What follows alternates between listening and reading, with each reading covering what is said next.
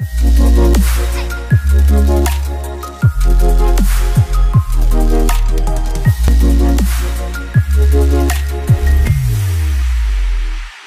on se retrouve pour la rubrique C'est mon histoire. Aujourd'hui, je reçois un cher frère, David. Bonjour David. Bonjour Evelyne. Comment tu vas? Ça va. Ça va. Ça va bien. Ouais. Un grand moment pour toi, c'est la première fois que tu vas vraiment partager ton témoignage, le témoignage de ta conversion, comment tu as rencontré le Seigneur. Et David, on a beaucoup de choses à dire, mais on va essayer d'être rapide parce que ton histoire est très très belle.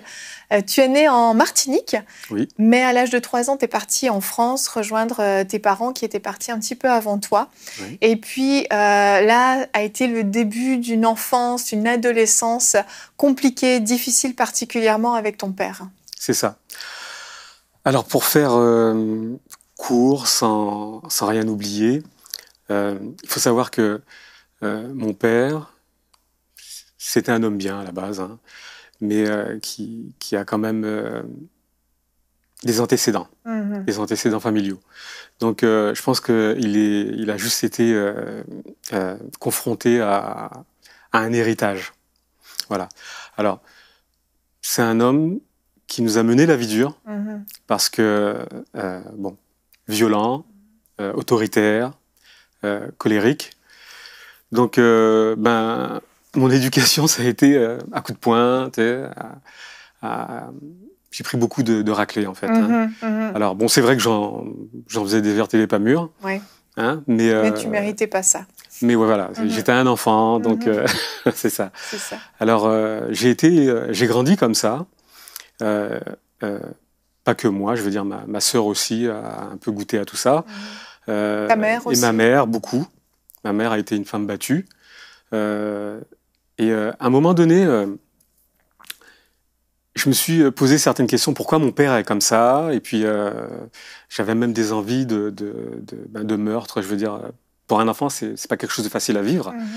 Mais je me disais, bon, plus tard, quand j'aurai le gabarit, je m'occuperai de lui. Ça va pas traîner. Mais je me suis aperçu à un moment donné qu'il y avait quelque chose qui allait pas derrière tout ça.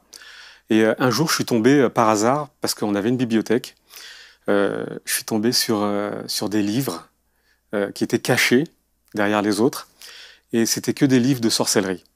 Donc là, tu as compris un peu. Là, oui, je même me suis si tu connaissais pas forcément tout ce que c'était, mais tu as compris que ton père touchait à des choses pas claires. C'est ça. Et ça expliquait peut-être aussi son attitude, quoi. Voilà. Tout ça s'est éclairci avec le temps. Hein. Mais à ce moment-là, je me suis dit, oulala, c'est pas très bon. Et puis, bon, j'avais déjà peur de mon père à la base, tu vois. Mais avec ça, j'avais vraiment peur. Parce que je me disais, non, c'est pas quelqu'un de bien, là. Ouais. Et jusqu'à présent, ça, on ne le savait pas. Et par la grâce de Dieu, ma mère s'est donnée au Seigneur. Et c'est par elle que le Seigneur est rentré dans notre famille. C'est ça. Ta mère, elle a connu le Seigneur au travers de ta tante. Ouais, c'est ça. Et toi, à ce moment-là, elle était comment ta vie, au moment où ta mère rencontre le Seigneur? Au moment où ma mère rencontre le Seigneur, bon, ma vie, elle était un petit peu en dérive. Hein. Il y avait ce que je présentais à ma mère, parce que j'aime beaucoup ma mère. Donc, pour ne pas attrister son cœur, tout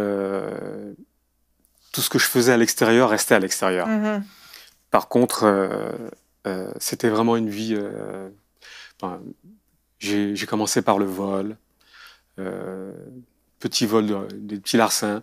Après, j'ai fait comme à l'époque ça s'appelait, des vols à l'arraché, sacs des gens, des choses comme ça.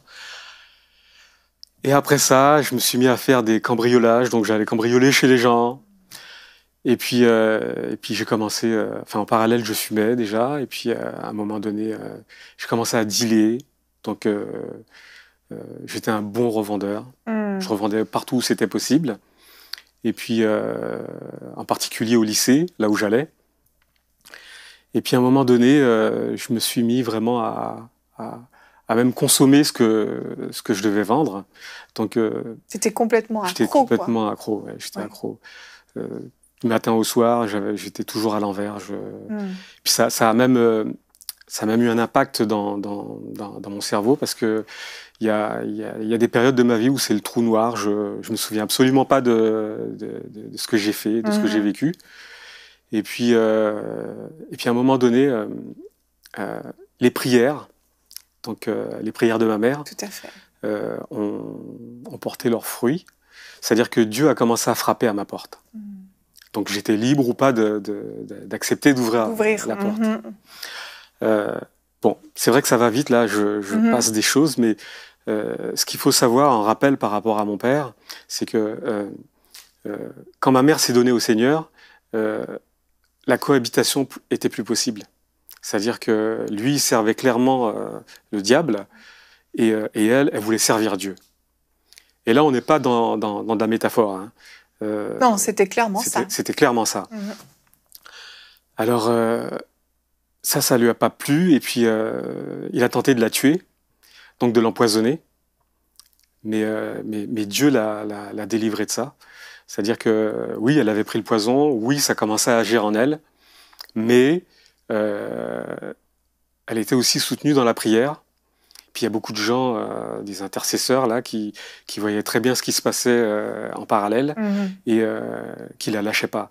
Donc Dieu l'a préservée. Dieu l'a préservée.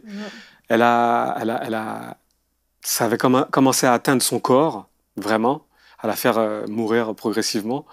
Et elle a crié à Dieu et Dieu l'a libérée de ce poison. C'est-à-dire qu'elle l'a vomi complètement. Et là, mon père, il a vu que Dieu était Dieu. Oui.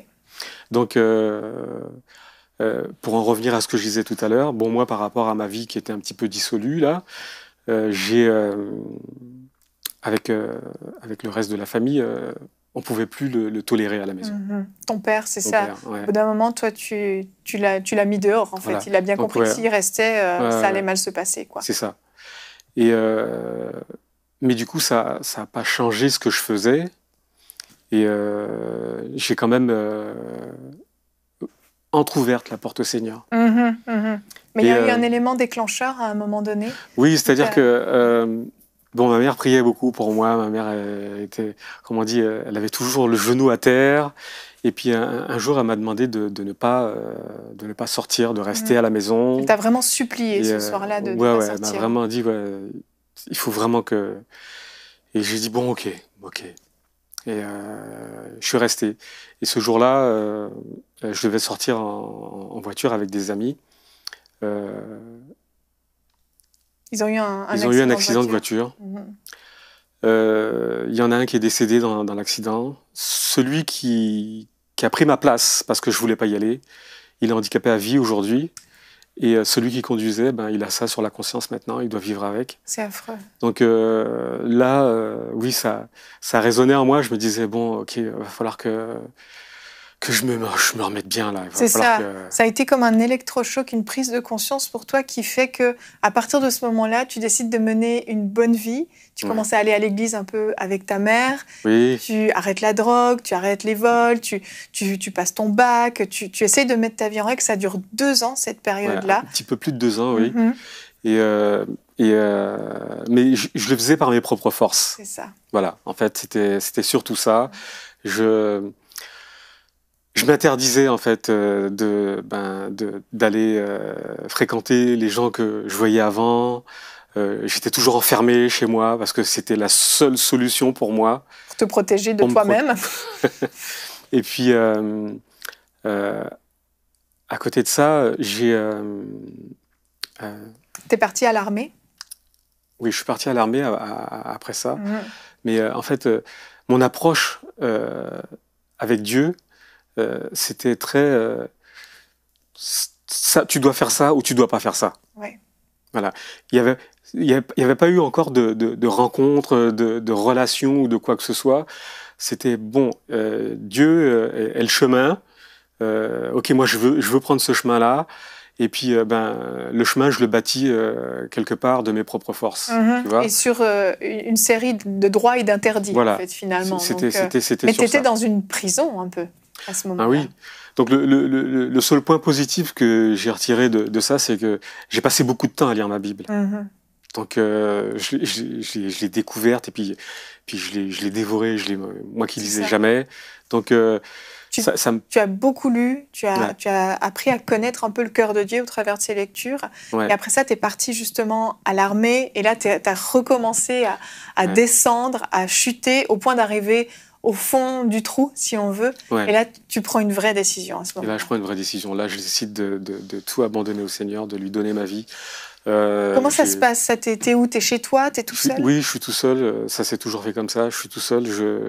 Je pleure. Je m'abandonne complètement parce que pleurer déjà pour moi c'était impensable. Et puis j'accepte l'amour de Dieu parce que j'avais jamais connu l'amour d'un père. Donc à ce niveau-là, il y avait quelque chose à réparer. Et donc j'accepte l'amour de Dieu. Et puis je lui donne le contrôle dans ma vie. C'est-à-dire que là, je prends des décisions, je m'engage, je veux prendre mon baptême tout de suite, et je veux que les choses aillent vite. J'allais dans une église et puis j'intègre le groupe de jeunes, etc. Et là, je vis, je revis complètement. C'est ça. Donc, en fait, ce qui a été l'élément déclencheur, c'est que tu as décidé vraiment de laisser tomber cet orgueil. Et puis, t'as accepté. En fait, tu me disais, tu avais besoin d'amour. Hein, et tu as crié à Dieu, en fait, pour obtenir cet amour parce que tu souffrais terriblement à l'intérieur. Ouais. J'étais très, très fier, très orgueilleux. Je comptais sur mes propres forces. J'étais toujours dans un rapport dominant-dominé. Donc, j'ai tout fait, j'en pouvais plus. J'avais besoin d'expérimenter l'amour de Dieu, et si possible dans sa plénitude. Donc il y avait beaucoup de travail à faire en moi, mais je le voulais, je le voulais vraiment. Donc Dieu a agi, il m'a complètement restauré, aujourd'hui je suis vraiment heureux parce que je suis marié, j'ai des enfants qui sont pas du tout comme moi. Donc gloire à Dieu. Et t'es un homme doux parce que t'étais très colérique. T'étais un homme qui était très bagarreur, qui était rempli de haine, de colère. Tout ça, c'est parti. Le Seigneur a enlevé tout ça. Il a commencé la première fois par le brisement quelque part, et puis la deuxième fois où je me suis vraiment ouvert, là il m'a manifesté son amour. Parce qu'il y avait plus d'orgueil, il y avait plus de. C'était fais ce que tu veux. C'est ça. Fais ce que tu veux. Fais ce que tu veux, mais à partir de ce moment-là, tu voulais plus faire ce qui était mal finalement. C'était plus une vie d'interdit, de privation, mais ton cœur était attiré vers ce qui était bon et vers ce qui était bien. C'est ça. Et t'as parlé autour de toi?